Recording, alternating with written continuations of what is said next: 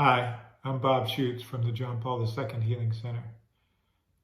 As the name implies, we follow the teachings and the example of John Paul II in bringing healing into the church and into the world. John Paul II had a great love for women, and just as he was a young priest, he would take young couples and teach them about relationships, teach them about what it means to be a man and a woman, to be a mother and a father, and how that's the greatest dignity, to have our dignity in sharing love, sharing the love of God, and showing what love looks like. Really, it's the love of Mary, the love of Mary for Jesus that is the picture of motherhood. And for most of us, we haven't had those perfect images of love. In fact, none of us have had those perfect images of love.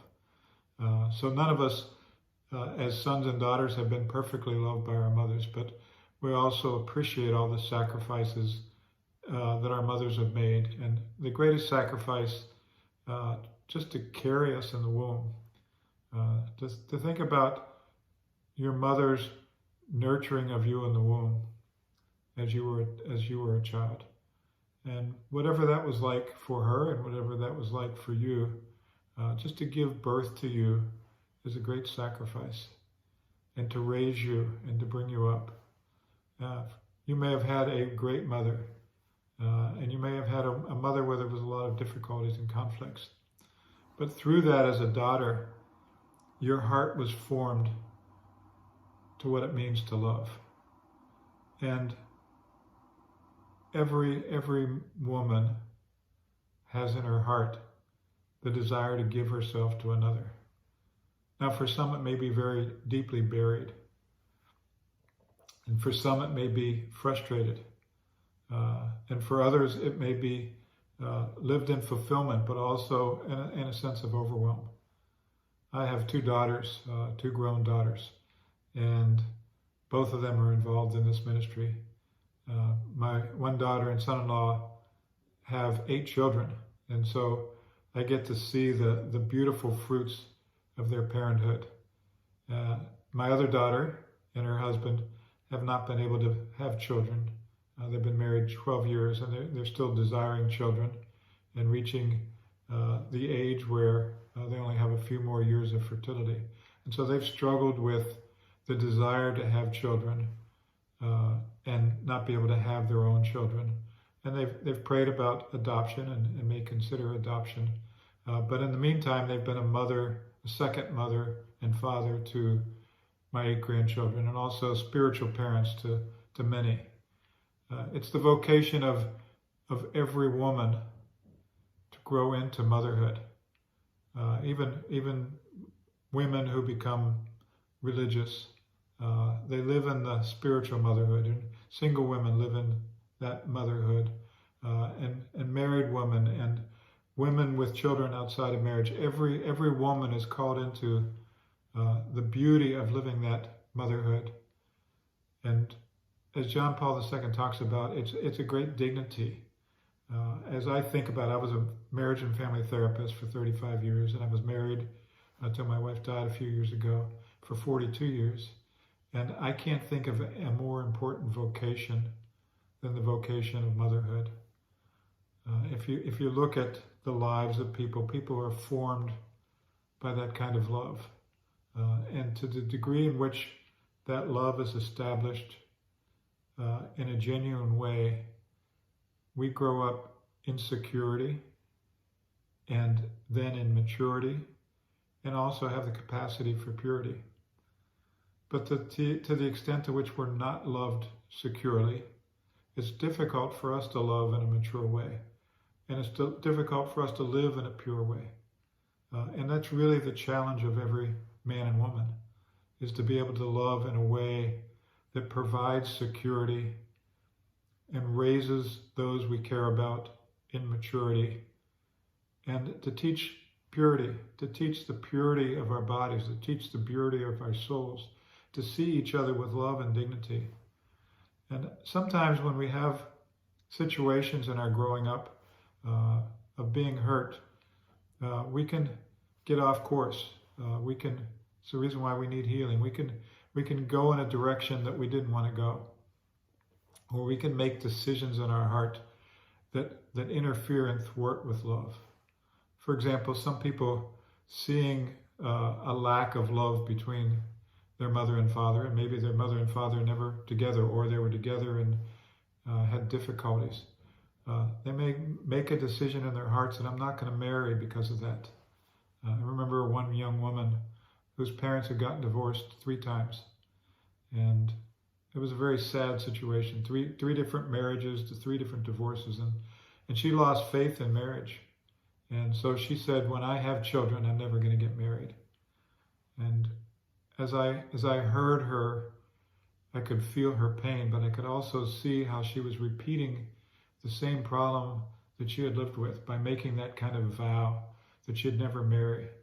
And what happened is she was going to have children and then have men in and out of her life rather than care for those children together. And so she took her hurt and made decisions on her own that really hurt her and her children worse. There are other women that say, I'll never have children, or I'm going to not be open to children until such and such happens. I'm going to focus on my career. I'm going to focus on my relationship, or I don't want to go through the pain of childbirth. And again, that's a decision that limits our fulfillment and limits our love. And in those situations where we've made vows like that, we really need to be aware of how we're limiting our capacity to love. And it really doesn't solve the hurt that we've experienced or the fears that we have in our life. It just perpetuates them. There's a saying that says, when we're hurt, if we don't heal, we hurt others. But if we heal, our love will heal others. And that's really the key to being a woman who loves, being a woman who loves with the love of Mary. Mary's love, the Blessed Mother's love, is healing. It's deeply healing. Her and St. Joseph loved Jesus and gave him the capacity to love. They gave him a deep sense of security, a deep example of what it means to love purely and maturely. And so that's the goal of every parent, is to love in that way, to love in such a way that our children learn security, that our children learn what it means to love purely and to grow in maturity. And every child desires that. It's the greatest need we have. Nothing else in life is more important than that, and nothing else gives us more meaning and satisfaction than that.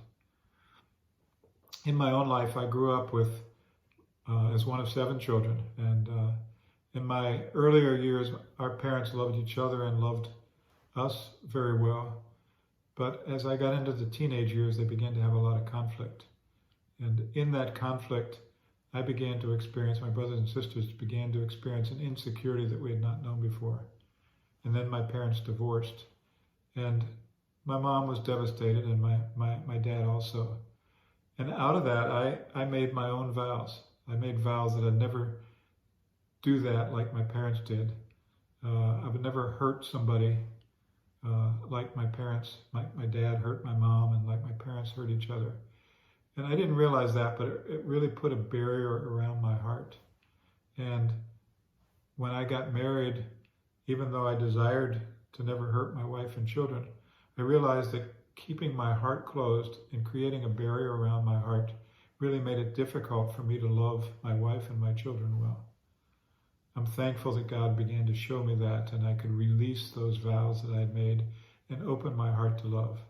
And in that, I really experienced a very profound healing, which I believe each one of us needs. That's why I do what I do. I believe each one of us needs to experience that healing, a healing of knowing who we are before God and knowing God's love. Because ultimately, God's love is what heals us. God's love is what frees us to love others. And also the love of the Blessed Mother. I could tell you many beautiful stories of people's healing experiences where they didn't have the kind of love that they needed. And in prayer, being able to experience the love of Jesus with the love of St. Joseph and the Blessed Mother. And I think it's what all of us need.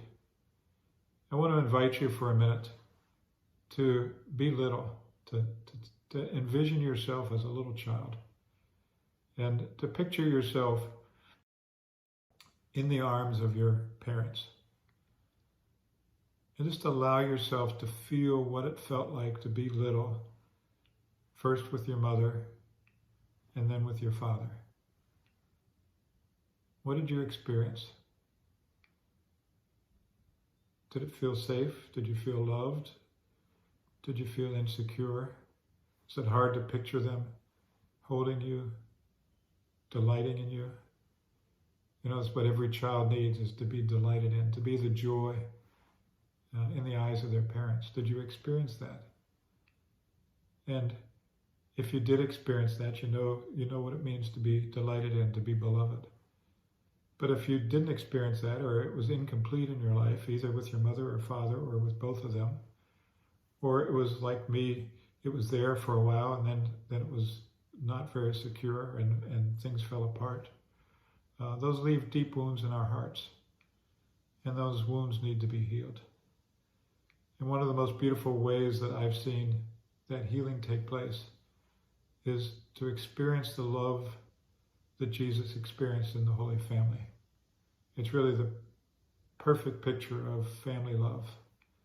But not just to picture it, but to enter into it. In Jesus, the church and the scripture teaches us we have our true identity. And so we can truly enter into life as he entered into it in union with him. I have a prayer experience every morning where I see myself as little and see myself embraced by the love of the Blessed Mother and St. Joseph. And I'll just rest there. I'll hear her voice singing and loving God. I'll see her love for Joseph and Joseph's love for her. I'll just rest there and just be able to soak in the love and the security. And every time I do that, my body just begins to feel peace and feel rest and feel secure. And then I'll do the same with Joseph. I want to invite you to do that now. If you will, just in prayer, envision yourself as a child, as a little one, resting in the arms of the Blessed Mother, just in union with Jesus. You and Jesus are one in the arms of Mary. With the same delight that she has in him, she has in you.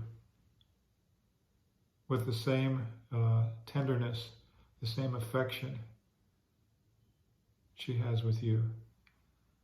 Just be there and rest and pay attention to what you experience there. And allow her love to fill you with love.